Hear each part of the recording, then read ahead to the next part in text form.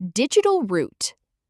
Aryabhata II was one of the earliest mathematicians to formally document this specific process, which we now commonly call finding the digital root.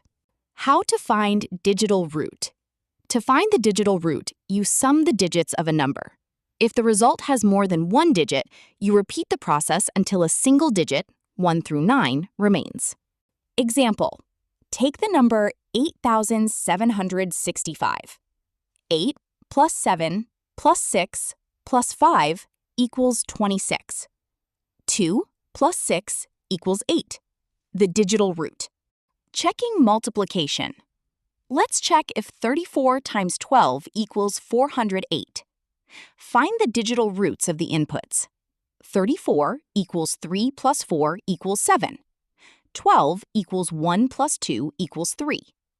Multiply the roots. 7 times 3 equals 21, which equals 2 plus 1 equals 3. Find the digital root of the answer. 408 equals 4 plus 0 plus 8 equals 12, which equals 1 plus 2 equals 3.